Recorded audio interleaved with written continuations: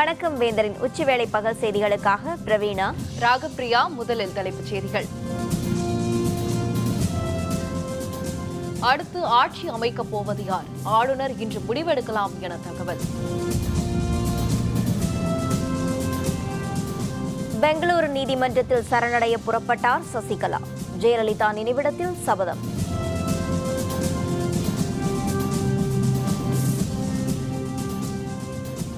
அதிமுக எம்எல்ஏக்கள் ஒன்றிணைந்து செயல்பட வேண்டும். இந்திய ஜனநாயக கட்சி தலைவர் ரவி பச்சமுத்து வேண்டுகோள். 104 செயற்கைக்கோள்களை விண்ணில் ஏவி இஸ்ரோ சாதனை. குடியரசுத் தலைவர், பிரதமர் வாழ்த்து. முதல்வர் பன்னீர்செல்வம் மீண்டும் தம்மை ஆட்சி அமைக்க அழைக்க வேண்டும் என ஆளுநரை சந்தித்து கோரிக்கை விடுத்திருந்தார். இதேபோல அதிமுக சட்டப்பேரவை தலைவராக தேர்ந்தெடுக்கப்பட்ட எடப்பாடி பழனிசாமியும் ஆளுநரை சந்தித்து ஆட்சி அமைக்க உரிமை கோரினார். இதனையடுத்து ஆளுநர் யாரை அழைப்பார் என தமிழகமே உற்று நோக்கி வருகிறது. இது பற்றிய விரிவான விவரங்களை தருகிறார் நமது செய்தியாளர் சையத். சொத்து குவிப்பு வழக்கில் அதிமுக பொதுச் செயலாளர் சசிகலாவுக்கு தண்டனை உறுதி செய்யப்பட்ட நிலையில் அதிமுகவின் சட்டப்பேரவை குழு தலைவராக அமைச்சர் எடப்பாடி பழனிசாமி நேற்று தேர்வு செய்யப்பட்டார். அவர் நேற்று மாலை 5:30 மணியளவில் தமிழக ஆளுநர் வித்யாசாகர் ராவை சந்தித்து ஆட்சி அமைப்பதற்கான உரிமை கோரும் கடிதத்தை அவரிடம் அளித்தார். அதேபோல தங்களுக்கு ஆதரவான 124 சட்டப்பேரவை உறுப்பினர்களின் கடிதத்தையும் அதில் அளித்திருந்தார். அதேபோல தமிழக முதல்வர் ஓ பன்னீர்செல்வத்தின் ஆதரவாளர்களான நாடாளுமன்ற உறுப்பினர் வ மைத்ரேயன், முன்னாள் நாடாளுமன்ற உறுப்பினர் மனோஜ் பாண்டியன் ஆகியோர் ஆளுநரை இரவு 7 மணிக்கு சந்தித்தனர். அப்போது ஆளுநரிடம் முதல்வர் பதவியில் ஓ பன்னீர்செல்வமே தொடர வேண்டும் என்றும் அவருக்கு தேவையான ஆதரவை தாங்கள் நிரூபிக்க தயாராக இருப்பதாகவும் தெரிவித்ததாக தெரிகிறது. இந்த நிலையில் அதிமுக இரண்டாக பிளவுபட்ட நிலையில் தமிழக முதல்வர் ஓ பன்னீர்செல்வம், அமைச்சர் எடப்பாடி பழனிசாமி ஆகிய இருவருமே ஆட்சி அமைக்க உரிமை கோரியுள்ள நிலையில் யாரை ஆளுநர் அழைப்பார் என்ற ஒரு கேள்வி பெரும் எதிர்பார்ப்பாகவே காணப்பட்டு வருகிறது. இந்த நிலையில் தமிழக முதல்வர் ஓ பன்னீர்செல்வத்தை அழைப்பாரா அல்லது எடப்பாடி பழனிசாமியை ஆளுநர் வித்யாசாகர் அழைப்பாரா என்ற நிலையில் இருவரையும் அழைக்காத பட்சத்தில் இருவரின் பெரும்பான்மையை நிரூபிக்கக்கூடிய அளவில் சிறப்பு சட்டமன்ற கூட்டத்தையும் அவர் கூட்டலாம் என்று எதிர்பார்க்கப்படுகிறது. இந்த நிலையில் ஆட்கடத்தல் வழக்கு, அதாவது கூவத்தூரில் சட்டப்பேரவை உறுப்பினர்கள் தங்க வைக்கப்பட்டுள்ள நிலையில் தற்போது ஆட்கடத்தல் வழக்கும் பதிவு செய்யப்பட்டுள்ள நிலையில் தமிழக அரசியலில் பெரும் திருப்பமே உருவாகி கொண்டிருக்கிறது. வேந்தர் செய்திகளுக்காக ஆளுநர் மாளிகையிலிருந்து ஒளிப்பதிவாளர் மனோவுடன் சையது. கால அவகாசம் கோரியதை உச்சநீதிமன்றம் நிராகரித்ததை அடுத்து பெங்களூரு நீதிமன்றத்தில் சரணடைய சசிகலா சென்னையிலிருந்து கார் மூலம் புறப்பட்டு சென்றார். சொத்து குவிப்பு வழக்கில் சசிகலா, இளவரசி சுதாகரன் ஆகியோருக்கு 4 ஆண்டுகள் சிறை தண்டனை விதித்து உச்சநீதிமன்றம் நேற்று தீர்ப்பளித்தது. இதனையடுத்து உடல்நிலையை காரணம் காட்டி பெங்களூரு நீதிமன்றத்தில் சரணடைய சசிகலா தரப்பில் அவகாசம் கோரப்பட்டது. இதனை நிராகரித்த உச்சநீதிமன்றம் இன்று மாலைக்குள் சசிகலா உள்ளிட்டோர் சரணடைய வேண்டும் என உத்தரவிட்டது. இதனையடுத்து பெங்களூரு புறப்படுவதற்கு முன் சென்னை மெரினாவில் உள்ள ஜெயலலிதாவின் நினைவிடத்திற்கு சசிகலா சென்றார். அங்கு மலர் தூவி வணங்கிய சசிகலா 3 முறை கையால் அடித்து சபதம் செய்தார்.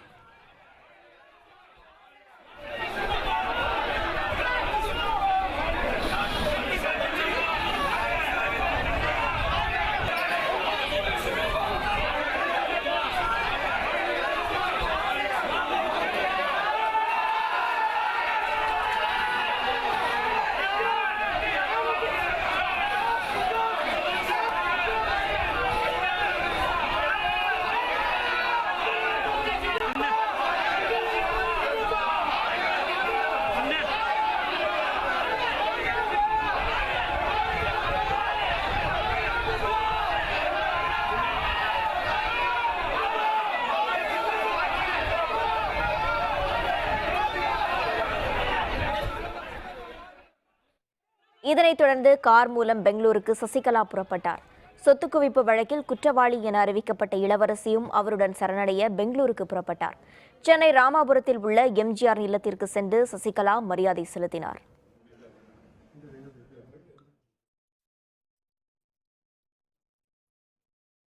சொத்து குவிப்பு வழக்கில் உச்சநீதிமன்றம் அளித்த தீர்ப்பை அடுத்து முதல்வராகும் சசிகலாவின் எண்ணம் முடிவுக்கு வந்தது. மேலும் பெங்களூரு நீதிமன்றத்தில் சரணடைய வேண்டிய நிலைமையும் ஏற்பட்டுள்ளது. இதனையடுத்து நீதிமன்றத்தில் சரணடைய சசிகலா பெங்களூருக்கு புறப்பட்டு சென்றார். இது பற்றிய விரிவான தகவல்களை தருகிறார் நமது செய்தியாளர் கோபிநாத். சொத்து குவிப்பு வழக்கின் தீர்ப்பு நேற்று வெளியானதை அடுத்து சசிகலா உடனடியாக பெங்களூரு நீதிமன்றத்தில் ஆஜராக வேண்டும் என உச்சநீதிமன்றம் உத்தரவிட்டது. இதனையடுத்து நேற்று மாலை அதிமுக பொதுச் செயலாளர் சசிகலா பெங்களூரு நீதிமன்றத்தில் ஆஜராவார் என எதிர்பார்க்கப்பட்டது. ஆனால் அவர் கட்சி பணி காரணமாக நேற்று ஆஜராகவில்லை. இந்த நிலையில் இன்று காலை அவர் ஆஜராகுவதற்கு சில கால அவகாசம் வேண்டும் என சசிகலா தரப்பில் உச்சநீதிமன்றத்தில் கோரப்பட்டிருந்தது. இந்த மனுவானது உச்சநீதிமன்றம் தள்ளுபடி செய்தது மட்டுமல்லாது உடனடியாக சசிகலா பெங்களூரு நீதிமன்றத்தில் ஆஜராக வேண்டும் என உத்தரவிட்டது. இதனையடுத்து இன்று காலை சரியாக 11:40 மணி அளவில் சென்னை போயஸ்தோட்ட இல்லத்தில் இருந்து பெங்களூரு செல்வதற்காக அதிமுக பொதுச் செயலாளர் சசிகலா புறப்பட்டார். பெங்களூரு செல்வதற்கு முன்னதாக முன்னாள் முதல்வர் ஜெயலலிதாவின் நினைவிடத்தில் சென்று அஞ்சலி செலுத்திவிட்டு பின்னர் அங்கிருந்து நேரடியாக பெங்களூரு சென்றுள்ளார். இன்று மாலை 6 மணிக்குள்ளாக பெங்களூரு நீதிமன்றத்தில் அவர் ஆஜராவார் என எதிர்பார்க்கப்படுகிறது. வேந்தர் செய்திகளுக்காக சென்னை போயஸ் தோட்டத்திலிருந்து ஒளிப்பதிவாளர் பாலாவுடன் கோபிநாத். மறைந்த முதல்வர் ஜெயலலிதாவால் அதிமுகவில் இருந்து நீக்கி வைக்கப்பட்ட டிடிவி தினகரனை கட்சியின் துணை பொதுச் செயலராக நியமித்து சசிகலா உத்தரவிட்டுள்ளார். இதேபோல் டாக்டர் வெங்கடேஷ் கட்சியின் அடிப்படை உறுப்பினராக மீண்டும் சேர்க்கப்பட்டுள்ளார். 2011ஆம் ஆண்டு டிசம்பர் மாதம் அப்போதைய முதல்வர் ஜெயலலிதா சசிகலாவை போயஸ் தோட்டத்திலிருந்து வெளியேற்றினார். இதனைத் தொடர்ந்து அவருடைய சகோதரி மகன் டிடிவி தினகரன் மற்றும் உறவினர்கள் டாக்டர் வெங்கடேஷ் உள்ளிட்ட ஏராளமானோரை அதிமுகவின் அடிப்படை உறுப்பினர் பதவிகளில் இருந்தும் ஜெயலலிதா நீக்கி உத்தரவிட்டிருந்தார். 5 ஆண்டுகளுக்கு பிறகு டிடிவி தினகரன் மற்றும் டாக்டர் வெங்கடேஷ் ஆகியோர் மீண்டும் அதிமுகவில் சேர்க்கப்பட்டுள்ளார்.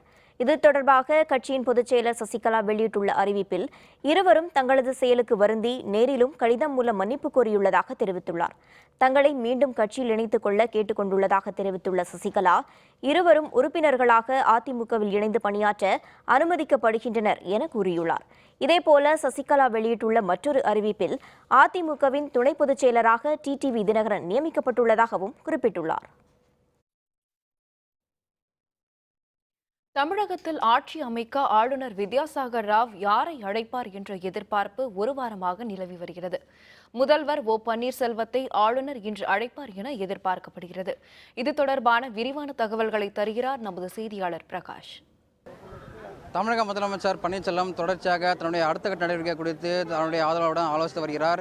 இந்த நிலையில் நேற்றைய தினம் அதிமுகவுடைய சட்டமன்ற பொதுக்குழு தலைவராக தேர்ந்தெடுக்கப்பட்ட எடப்பாடி பழனிசாமி ஆளுநர் சந்தித்து தனக்கு பெரும்பான்மை இருப்பதால் தன்னை ஆட்சி அமைக்க கோரி ஆளுநர் சந்தித்தார். அதேபோல அதனைத் தொடர்ந்து பன்னீர்செல்வடைய ஆதரவாளராக இருக்கக்கூடிய மைத்ரேயன் மற்றும் மனோஜ் பாண்டியன் அவர்களும் ஆளுநர் சந்தித்து சட்டமன்ற குழு தலைவராக எடப்பாடி பழனிசாமி தேர்ந்தெடுக்கப்பட்டது செல்லாதென அறிவிக்க வேண்டும் என்பது குறித்தும் அவர்கள் ஆளுநரிடம் சந்தித்து முறையிட்டனர். மேலும் அடுத்த கட்ட நடவடிக்கையாக ஆளுநருடைய அறிவிப்பை நோக்கிய ஒட்டுமொத்த தமிழக அரசியல் கட்சி தலைவர்களும் எதிர்பார்த்து கொண்டிருக்கின்றனர். இன்றைய தினம் தொடர்ச்சியாக கூவத்தில் இருக்கக்கூடிய சட்டமன்ற உறுப்பினர்கள் இன்று தமிழக முதலமைச்சர் பன்னீர்செல்வம் சந்தித்து தன்னுடைய ஆதரவு தெரிவிக்க வருவதாக தகவல் வெளியாகியுள்ளது. நீங்கள் ஓபிஎஸ் ஐயா அவர்களை முதல்வராக்க எல்லாரும் ஓரணியில் திரளுங்கள், நாட்டு மக்கள் ரொம்ப சந்தோஷப்படுவாங்க. நாட்டு மக்கள் எல்லாம் எதிர்பார்க்கிறது மக்கள் எல்லாம் எதிர்பார்க்கிறது ஓபிஎஸ் ஐயா முதல்வர் ஆகணுங்கிறது. ஏன்னா இப்போ ஏகப்பட்ட மாணவர்கள் கட்சி பேதம் ஜாதி மத இனம் பார்க்காமல் நான் தமிழக மக்கள் சார்பாக கேட்டுக்கொள்கிறேன்.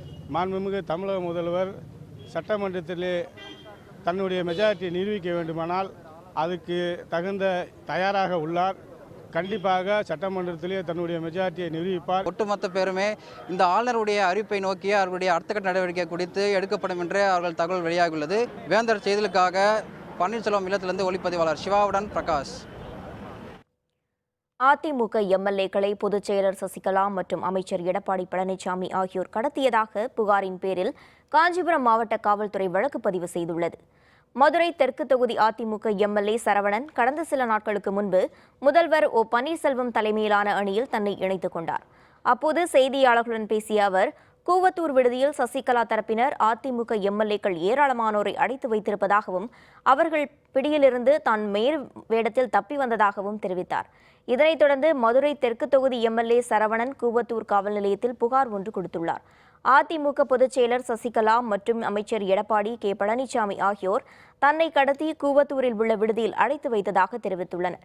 தன்னை கடத்தியவர்கள் மீது நடவடிக்கை எடுக்க வேண்டும் என சரவணன் எம்எல்ஏ கோரியுள்ளார். இது தொடர்பாக அதிமுக பொதுச் செயலர் சசிகலா மற்றும் அமைச்சர் எடப்பாடி கே பழனிசாமி ஆகியோர் மீது கடத்தல் உள்ளிட்ட பல்வேறு பிரிவுகளில் கூவத்தூர் காவல்துறையினர் வழக்கு பதிவு செய்துள்ளனர். காஞ்சிபுரம் மாவட்டம் கூவத்தூரில் அதிமுக எம்எல்ஏக்கள் தனியார் தங்கும் விடுதியில் 8வது நாளாக இன்றும் தங்க வைக்கப்பட்டுள்ளனர். இதுபற்றி நமது செய்தியாளர் பாஸ்கரன் தொலைபேசி வழியாக தரும் தகவல்களை கேட்கலாம். வணக்கம் பாஸ்கரன். வணக்கம். தமிழக அரசியலில் அதிமுகவினர் கடந்த ஒரு வார காலமாக முதல்வர் பதவிக்கான போட்டியில் ஓபிஎஸ்க்கும் சசிகலாவுக்கும் கடும் போட்டி நிலவி வருகிறது. இந்நிலையில் காஞ்சிபுரம் மாவட்டத்தில் உள்ள கூவத்தூர் உள்ள தனியார் தங்கும் விடுதியில் 2 தங்கும் விடுதியில் 100க்கும் மேற்பட்ட சட்டமன்ற உறுப்பினர்கள் கடந்த 8வது நாளாக தங்கியுள்ளனர். இந்த நிலையில் நேற்று சொத்து குவிப்பு வழக்கில் தீர்ப்பு வெளியானதை அடுத்து சசிகலா அங்கிருந்து நேற்று மாலை அமைச்சர்களுடன் ஆலோசனை நடத்தினார் மற்றும் சட்டமன்ற உறுப்பினர்கள் தனித்தனியே ஆலோசனை நடத்திய பேரில் சட்டமன்ற குழு தலைவராக புதிய தலைவராக எடப்பாடி பழனிசாமி தேர்ந்தெடுக்கப்பட்டதாக அறிவிக்கப்பட்டு முறைப்படி ஆளுநருக்கு அரசு அமைக்க கோரி கடிதம் அனுப்பினர். அதன் பிறகு மாலை 7 மணி அளவில் மீண்டும் கவர்னரை எடப்பாடி பழனிசாமி தலைமையிலான 10 பேர் கொண்ட குழு சந்தித்தது. அதன் பின் மீண்டும் கூவத்தூருக்கு திரும்பிய எடப்பாடி பழனிசாமி தலைமையிலான குழுவினர் மீண்டும் கூவத்தூர் தங்கும் விடுதியில் சட்டமன்ற உறுப்பினர்கள் மற்றும் சசிகலா உள்ளிட்டவருடன் ஆலோசனை நடத்தி அதன் பின்னர் நேற்று இரவு 9 மணி அளவில் போயஸ் தோட்டத்துக்கு சசிகலா திரும்பினார். இன்று இப்படி சூழ்நிலை நிலையில் நேற்று ஏராளமான போலீசார் அங்கு குவிக்கப்பட்டு கூவத்தூர் பகுதியில் 144 தடை உத்தரவு பிறப்பிக்கப்பட்டிருந்தது. இந்த நிலையில் இன்று 8வது நாளாகவும் இங்கு சட்டமன்ற உறுப்பினர் தங்கியுள்ளனர். இந்நிலையில் காலை இந்து சமய அறநிலையத்துறை அமைச்சரும் ஆரணி சட்டமன்ற உறுப்பினருமான சேவூர் ராமச்சந்திரன் கத்தியதாக ஒரு தகவல் வெளியானது. இதனை மறுத்த சட்டமன்ற உறுப்பினர்கள் பலர் நாங்கள் இங்கு சுதந்திரமாகவும் உள்ளபடியோடு இங்கே தங்கி உள்ளதாகவும் தெரிவித்து அந்த தகவல் பொய்யானது என மறுத்து கூறினர். இந்த நிலையில் இன்று அமைதியான சூழ்நிலையை நிலவி வருகிறது. இந்த நிலையில் இப்போது காஞ்சிபுரம் மாவட்டம் கூவத்தூரில் உள்ள தனியார் தங்குவிடுதியில் சட்டமன்ற உறுப்பினர்களை அடைத்து வைத்துள்ளதாக மதுரை தெற்கு தொகுதி எம்எல்ஏ சரவணன் புகாரின் பேரில் காஞ்சிபுரம் மாவட்டத்திற்கு உட்பட்ட கூவத்தூர் காவல் நிலையத்தில் வழக்கு தொடரப்பட்டுள்ளது. இதனால் இப்போது சற்று 1 மணி நேரமாக இந்த பகுதியில் காவல்துறையினர் ஒரே பதட்டமான நிலையிலே காணப்பட்டு வருகின்றனர். இன்னும் அமைதியான நிலையிலே அந்த விடுதி பகுதியில் அமைந்துள்ளது. ஆனால் காவல்துறை சற்று முன்புதான் ஒரு 100க்கும் மேற்பட்டவர் குறிக்கப்பட்டுள்ளனர் இப்பகுதியில். தங்களுடைய தகவல்களுக்கு நன்றி பாஸ்கரன். தமிழகத்தில் மீண்டும் ஒரு பொதுத் தேர்தல் திணிக்கப்பட்டு மக்கள் வரிப்பணம் வீணாவதை தடுக்க அதிமுக சட்டப்பேரவை உறுப்பினர்கள் ஒன்றிணைந்து செயல்பட வேண்டும் என இந்திய ஜனநாயக கட்சியின் தலைவர் ரவி பச்சமுத்து கேட்டுக் கொண்டுள்ளார். இதுபற்றி அறிக்கையொன்றை ரவி பச்சமுத்து வெளியிட்டுள்ளார். சசிகலா உள்ளிட்டோருக்கு எதிரான சொத்து குவிப்பு வழக்கில் உச்சநீதிமன்றம் வழங்கிய தீர்ப்பு காலத்தால் அளிக்க முடியாத கல்வெட்டு சாசனம் என குறிப்பிட்டுள்ள ரவி பச்சமுத்து 21 ஆண்டுகளாக பல்வேறு தடைகளையும் தாண்டி சட்ட போராட்டங்களில் சிக்கி மீண்டு வந்துள்ள இந்த வழக்கின் தீர்ப்பு பொது வாழ்வில் ஈடுபட்டுள்ளவர்களுக்கு எச்சரிக்கை மணி என சுட்டிக்காட்டியுள்ளார். அரசியல் என்பது சேவையாற்றக்கூடிய களமாகவும் தளமாகவும் இருந்த நிலை மாறி எளிதாகவும் விரைவாகவும் பணம் ஈட்டக்கூடிய சூதாட்டமாக தற்போது மாறி வருவதாக குறிப்பிட்டுள்ள ரவி பச்சமுத்து கடந்த 2 வாரங்களாக தமிழக ஆட்சி நிர்வாகத்தில் ஏற்பட்டுள்ள நிலையற்ற தன்மை நீக்கி நிலையான அரசு அமைய ஆளுநர் விரைவாக நடவடிக்கை எடுக்க வேண்டும் என்றும் கேட்டுக்கொண்டுள்ளார். ஒரே கட்சியில் ஏற்பட்டுள்ள பிளவின் மூலம் அரசியல் ஸ்திரமற்ற தன்மை சூழல் நிலவுவதால் இது தமிழகத்தின் வளர்ச்சியை முடமாக்கும் பின் விளைவுகளை ஏற்படுத்திவிடும் என எச்சரித்துள்ள ரவி பச்சமுத்து இந்த நிலையில் மீண்டும் ஒரு சட்டப்பேரவை தேர்தலை சந்திக்கும் நிலை உருவானால் அது மக்களின் வரிப்பணத்தை வீணடிக்கும் செயல் என்றும் கடன் சுமையில் தள்ளாடும் தமிழக அரசுக்கு கூடுதல் சுமையாக மாறிவிடும் என்றும் குறிப்பிட்டுள்ளார். அதிமுக சட்டப்பேரவை உறுப்பினர்கள் அனைவரும் மக்கள் நலன் கருதி தற்போதைய ஆட்சி தொடர ஒற்றுமையுடன் செயல்பட வேண்டும் எனவும் மீண்டும் ஒரு தேர்தலை தவிர்க்கவும் தொய்வின்றி ஆட்சி பணி தொடரவும் அவர்கள் இணைந்து பணியாற்ற வேண்டும் என்றும் கேட்டுக்கொண்டுள்ளார். அவ்வாறு அமையும் ஆட்சிக்கு இந்திய ஜனநாயக கட்சி தமது தார்மீக ஆதரவினை வழங்கும் எனவும் கட்சியின் தலைவர் ரவி பச்சமுத்து தெரிவித்துள்ளார். தமிழக சட்டப்பேரவையில் பெரும்பான்மையை நிரூபிக்க ஆளுநர் வாய்ப்பளிக்க வேண்டும் என அட்டார்னி ஜெனரல் முகுல் ரோத்தகி தெரிவித்துள்ளார். தமிழக அரசியல் நிலவரம் தொடர்பாக தில்லியில் அட்டார்னி ஜெனரல் முகுல் ரோத்தகி கேள்வி எழுப்பப்பட்டது. இதற்கு பதிலளித்த அவர் ஆட்சி அமைக்க உரிமை கோரும் இருதரப்பிற்கும் ஆளுநர் வாய்ப்பளிக்க வேண்டும் என தெரிவித்தார். 3 அல்லது 4 நாட்களில் தீர்வு எட்டப்பட்டு வழக்கமான முதல்வர் தனது பணிகளை மேற்கொள்வார் எனவும் அவர் தெரிவித்தார்.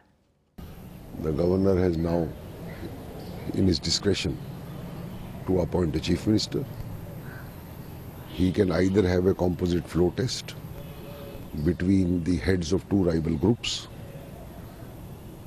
in the next couple of days and decide who will be the chief minister. Or if he finds that one group has overwhelming majority, he may also swear in that person and then ask him to prove his majority on the floor of the house. The most important thing is final majority even within the party can only be on the floor of the house and not any other manner. Uttar Pradesh Uttarakhand மாநிலத்தில் தேர்தல் விறுவிறுப்பான வாக்குப்பதிவு. விவரம் விளம்பர இடைவேளைக்கு பிறகு.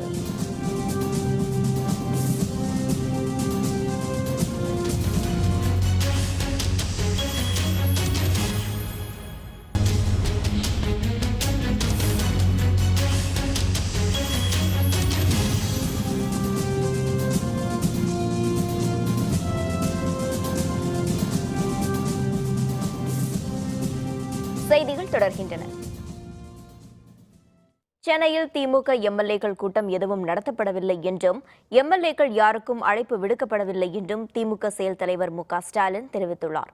கோயம்புத்தூரில் உள்ள பாப்பம்பட்டி பிரிவில் நடைபெற்ற திமுக மாவட்ட, மாநகர மற்றும் மாநில அமைப்பாளர்கள், துணை அமைப்பாளர்கள் கூட்டத்தில் அவர் கலந்து கொண்டார். அதன் பின்னர் செய்தியாளர்களுடன் பேசிய அவர், சென்னையில் திமுக எம்எல்ஏக்கள் கூட்டம் நடத்தப்பட இருப்பதாக தவறான தகவல் வெளியாகியுள்ளதாக குறிப்பிட்டார். திமுக எம்எல்ஏக்கள் யாருக்கும் அழைப்பு விடுக்கப்படவில்லை என்றும் மு க ஸ்டாலின் மேலும் தெரிவித்தார். எதிர்கட்சியுடைய தலைவர் எனக்கு தெரியாம நீங்க கூட்டிருக்கீங்களா? இல்ல டிஎம்கே எம்எல்ஏ தகவல் வந்து ஏசியமான கேட்காதீங்க. ஆதாரபூர்வமா வந்திருக்கா செய்தி. 104 செயற்கைக்கோள்களுடன் PSLV C-37 ராக்கெட் விண்ணில் வெற்றிகரமாக பாய்ந்ததை அடுத்து இஸ்ரோ புதிய உலக சாதனையை படைத்துள்ளது. குடியரசுத் தலைவர் பிரணாப் முகர்ஜி, பிரதமர் மோடி ஆகியோர் இஸ்ரோ அறிவியலாளர்களுக்கு வாழ்த்து தெரிவித்தனர். இஸ்ரோ எனப்படும் இந்திய விண்வெளி ஆய்வு நிறுவனம் 1994ஆம் ஆண்டு முதல் PSLV மற்றும் GSLV ராக்கெட்டுகள் மூலம் 42 இந்திய செயற்கைக்கோள்கள், 79 வெளிநாட்டு செயற்கைக்கோள்கள் என 121 செயற்கைக்கோள்கள் விண்ணில் வெற்றிகரமாக செலுத்தப்பட்டுள்ளன. 48 மணி நேர கவுண்டவுனுக்கு பிறகு இன்று காலை 9:28 மணிக்கு PSLV C-37 ராக்கெட் மூலம் 104 செயற்கைக்கோள்கள் வெற்றிகரமாக விண்ணில் செலுத்தப்பட்டது. ஆந்திர மாநிலம் ஸ்ரீஹரிகோட்டாவில் உள்ள சதீஷ் தவன் விண்வெளி ஆராய்ச்சி மையத்தின் முதலாவது ஏவுதளத்தில் இருந்து விண்ணில் பாய்ந்த ராக்கெட் புவி சுற்று வட்டப்பாதையில் வெற்றிகரமாக நிலைநிறுத்தப்பட்டது. இந்தியாவின் கார்டோசாட் 2 செயற்கைக்கோள், இஸ்ரேல், சுவிட்சர்லாந்து உள்ளிட்ட நாடுகளின் செயற்கைக்கோள்களை PSLV C-37 ராக்கெட் விண்ணில் சுமந்து சென்றது. 5, 4, 3, 2, 1, 0 +1, 2, 3, 4, 5, 6 of normal, 7, 8, 9, plus 10 seconds. Perfect lift off बिल्कुल सफलतापूर्वक दिखाते हुए काश मैं अपनी आंखों से I think launching of 104 satellites together is a revolutionary achievement, is a scientific feat, and nation salutes our ISRO scientists. This is really a feat which we are proud of. இதுவரை அதிக அளவாக 37 செயற்கைக்கோள்களை ரஷ்யா ஏவியதுதான் உலக சாதனையாக இருந்தது. தற்போது 104 செயற்கைக்கோள்களை இஸ்ரோ இன்று விண்ணில் வெற்றிகரமாக ஏவியுள்ளது. இதன் மூலம் ரஷ்யாவின் சாதனை முறியடிக்கப்பட்டதுடன் இஸ்ரோ புதிய சாதனையை படைத்துள்ளதும் குறிப்பிடத்தக்கது. உத்தரப்பிரதேச மாநிலத்தில் 2ஆம் கட்ட வாக்குப்பதிவு காலை 7 மணிக்கு தொடங்கியது. ஏராளமான வாக்காளர்கள் ஆர்வத்துடன் வரிசையில் நின்று வாக்களித்து வருகின்றனர். உத்தரப்பிரதேச மாநிலத்தில் மொத்தமுள்ள 403 தொகுதிகளில் 7 கட்டங்களாக தேர்தல் நடைபெறுகிறது. கடந்த 11ஆம் தேதி நடைபெற்ற முதல் கட்ட வாக்குப்பதிவில் 64.22% வாக்குகள் பதிவாகின. இதனையடுத்து 2வது கட்டமாக 67 தொகுதிகளுக்கு இன்று காலை 7 மணிக்கு வாக்குப்பதிவு தொடங்கியது. இந்த தேர்தலில் 720 வேட்பாளர்கள் களத்தில் உள்ளனர். 2,28,00,000 பேர் வாக்களிக்கும் தகுதியை பெற்றுள்ளனர். இதில் 1,04,00,000 பெண் வாக்காளர்கள் இடம்பெற்றுள்ளனர். காலையிலிருந்தே ஏராளமான வாக்காளர்கள் வரிசையில் காத்திருந்து வாக்களித்து வருகின்றனர். இரண்டாம் கட்ட வாக்குப்பதிவு நடைபெறும் 67 தொகுதிகளில் மாநில காவல்துறையினரும் துணைநிலை ராணுவத்தினரும் பாதுகாப்பு பணியில் ஈடுபடுத்தப்பட்டுள்ளனர். உத்தரப்பிரதேச மாநிலத்தில் 3ஆம் கட்ட வாக்குப்பதிவு வரும் 19ஆம் தேதி நடைபெறுகிறது. இதனைத் தொடர்ந்து வரும் 23, 27 மற்றும் மார்ச் 4, 8 ஆகிய தேதிகளில் மற்ற கட்ட தேர்தல் நடைபெறுகிறது. உத்தரகண்ட் மாநிலத்தில் 69 தொகுதிகளுக்கான வாக்குப்பதிவு இன்று காலை 7 மணிக்கு தொடங்கி விறுவிறுப்பாக நடைபெற்று வருகிறது. உத்தரகண்ட் மாநிலத்தில் மொத்தமுள்ள 70 தொகுதிகளில் 69 தொகுதிகளுக்கு இன்று தேர்தல் நடைபெறுகிறது. பகுஜன் சமாஜ் கட்சி வேட்பாளர் குல்தீப் சிங் கன்வாசி என்பவர் சாலை விபத்தில் மரணமடைந்ததால் கர்ணப்பிரயாக் தொகுதியில் தேர்தல் ஒத்திவைக்கப்பட்டது. இந்த தொகுதியில் மார்ச் 9ஆம் தேதி வாக்குப்பதிவு நடைபெறுகிறது. உத்தரகண்ட் பேரவைத் தேர்தலில் ஆளும் காங்கிரஸ் கட்சிக்கும் பாரதிய ஜனதாவிற்கும் இடையே நேரடி போட்டி நிலவுகிறது. 69 தொகுதிகளில் இன்று காலை வாக்குப்பதிவு தொடங்கியது. ஏராளமான வாக்காளர்கள் நீண்ட வரிசையில் காத்திருந்து வாக்களித்து வருகின்றனர். अश्योर्ड मिनिमम फैसिलिटीज़ जो बेसिक चीज़ें हैं, रोशनी है, पानी है, टॉयलेट की फैसिलिटी है, किसी भी मतदाता को कोई कठिनाई नहीं होगी। तो आपके माध्यम से मेरा सभी देहरादून के वोटर्स से अपील है और पूरे उत्तराखंड के वोटर्स से अपील है कि अपनी वोट अवश्य डालें, लोकतंत्र को मजबूत बनाएं। உத்தரகண்ட் தேர்தலையொட்டி மத்திய பாதுகாப்பு படை வீரர்கள் உட்பட 30,000 பேர் பாதுகாப்பு பணியில் ஈடுபட்டுள்ளனர். அமைதியான வாக்குப்பதிவிற்கான ஏற்பாடுகளை தேர்தல் ஆணையம் முனைப்புடன் மேற்கொண்டுள்ளது. வாக்குப்பதிவு மாலை 5 மணிக்கு நிறைவு பெறுகிறது. கன்னியாகுமரியில் கடல் சீற்றம் ஏற்பட்டதால் திருவள்ளுவர் சிலை மற்றும் விவேகானந்தர் நினைவு மண்டபம் செல்வதற்கான படகு போக்குவரத்து நிறுத்தப்பட்டது. புகழ்பெற்ற சுற்றுலா தலமான கன்னியாகுமரியில் இன்று கடல் சீற்றத்துடன் காணப்பட்டது. இதனால் பூம்புகார் கப்பல் போக்குவரத்து கழகத்தின் சார்பில் இயக்கப்படும் படகு போக்குவரத்து தற்காலிகமாக நிறுத்தப்பட்டது. இதனால் கடலின் நடுவே அமைக்கப்பட்டுள்ள திருவள்ளுவர் சிலை மற்றும் விவேகானந்தர் நினைவு மண்டபம் செல்ல முடியாததால் சுற்றுலா பயணிகள் ஏமாற்றமடைந்தனர். கடல் சீற்றம் குறைந்த பின்னர் வழக்கம் போல் படகு போக்குவரத்து தொடங்கும் என்று மாவட்ட நிர்வாகம் தெரிவித்துள்ளது. மதுரை மருத்துவக் கல்லூரி மாணவர் மாடியிலிருந்து தவறி விழுந்து பலியானார்.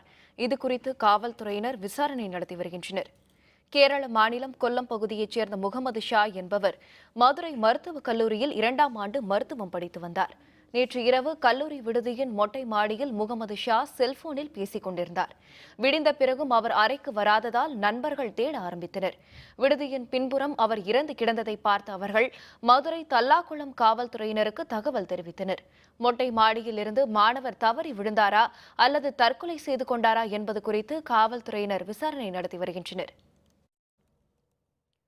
திண்டுக்கல் அருகே புகையிலைப்பட்டியில் நடைபெற்ற ஜல்லிக்கட்டு போட்டியில் மாடுபிடி வீரர்கள் ஆர்வத்துடன் பங்கேற்றனர். திண்டுக்கல் அருகே புகையிலைப்பட்டியில் புனித செபாஸ்தியார் கோவில் திருவிழாவை முன்னிட்டு ஜல்லிக்கட்டு போட்டி நடைபெற்றது. இதில் திண்டுக்கல் மட்டுமல்லாது மதுரை, தேனி, சிவகங்கை உள்ளிட்ட பகுதிகளில் இருந்து 300க்கும் மேற்பட்ட மாடுகளும் 250க்கும் மேற்பட்ட மாடுபிடி வீரர்களும் கலந்து கொண்டனர். இதில் காளைகளை அடக்கிய வீரர்களுக்கும் பிடிபடாத காளைகளின் உரிமையாளர்களுக்கும் பரிசுகள் வழங்கப்பட்டன.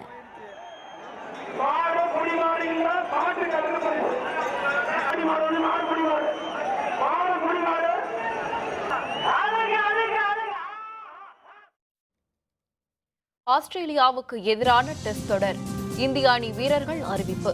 விவரம் விளம்பர இடைவேளைக்கு பிறகு.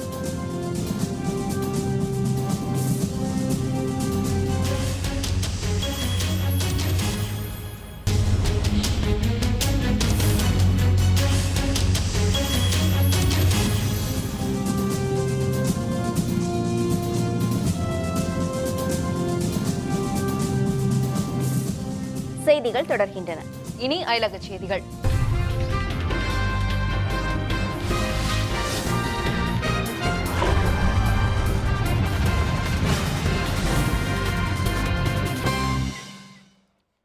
விவசாயிகளுக்கு எதிரான வரி உயர்வு சட்டத்தை மாற்றியமைக்க கோரி கிரீஸில் நடைபெற்ற ஆர்ப்பாட்டத்தில் ஆயிரக்கணக்கானோர் கலந்து கொண்டனர்.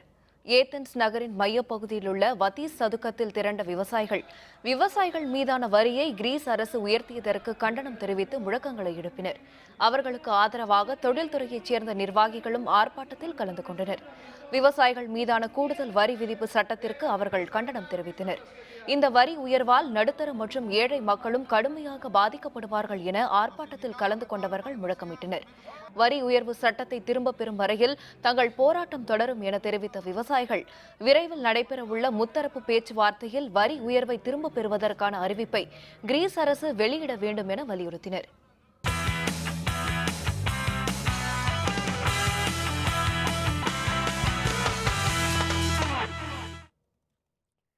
ஆஸ்திரேலியாவுக்கு எதிரான டெஸ்ட் தொடரில் பங்கேற்கும் இந்திய அணி அறிவிக்கப்பட்டுள்ளது. இந்தியா ஆஸ்திரேலியா அணிகள் மோதும் 4 டெஸ்ட் போட்டிகள் கொண்ட தொடர் விரைவில் தொடங்க உள்ளது. முதல் போட்டி மகாராஷ்டிரா மாநிலம் புனேவில் வரும் 23ஆம் தேதி தொடங்குகிறது.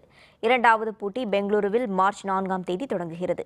வங்கதேச அணிக்கு எதிரான போட்டியில் இடம்பெற்ற வீரர்களே ஆஸ்திரேலியா தொடரிலும் பங்கேற்கின்றனர். கேப்டன் விராட் கோலி, அஸ்வின், ஜடேஜா, புவனேஷ்குமார், அபினவ் முகுந்த் ஆகியோர் வழக்கம் போல அணியில் இடம்பெற்றுள்ளனர்.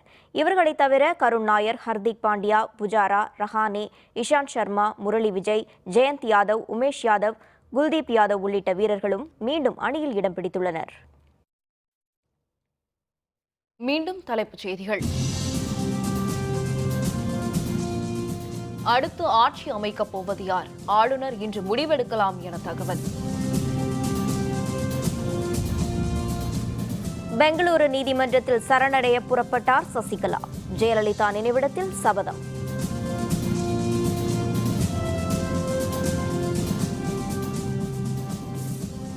அதிமுக எம்எல்ஏக்கள் ஒன்றிணைந்து செயல்பட வேண்டும். இந்திய ஜனநாயக கட்சி தலைவர் ரவி பச்சமுத்து வேண்டுகோள். 104 செயற்கைக்கோள்களை விண்ணில் ஏவி இஸ்ரோ சாதனை. குடியரசுத் தலைவர், பிரதமர் வாழ்த்து. இத்துடன் வேந்தரின் உச்சிவேளை பகல் செய்திகள் நிறைவடைந்தன. மீண்டும் மாலை 5:30 மணிக்கு வேந்தரின் அந்திமாலை தொடர் செய்திகளில் சந்திப்போம். வணக்கம். வணக்கம்.